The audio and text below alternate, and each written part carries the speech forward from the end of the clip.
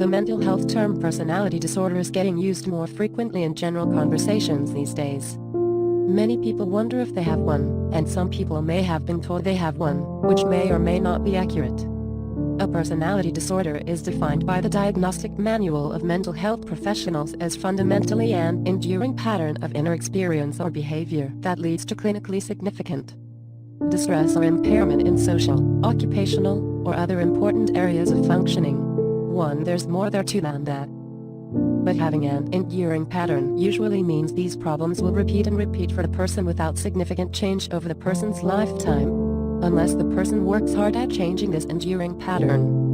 A lack of self-reflection. However, those with personality disorder do not tend to reflect on themselves to see the need and ability to change their behavior.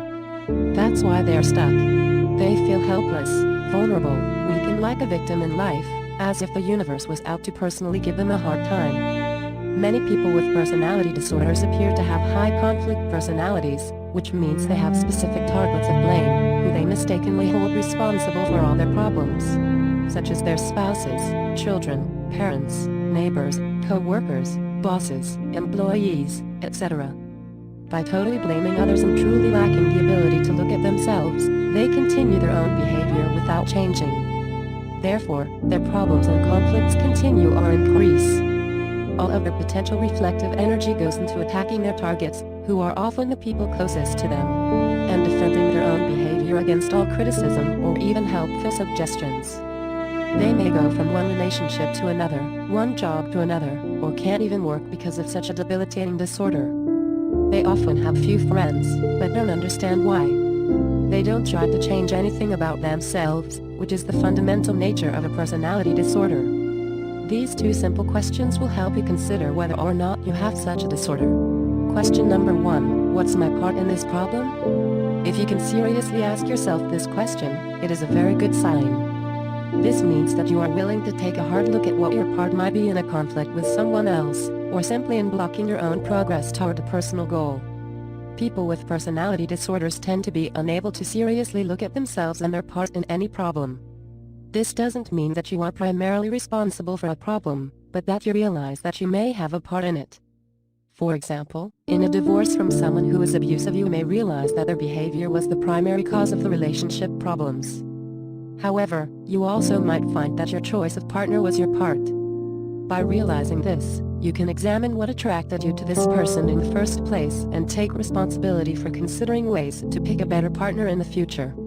Article continues after advertisement.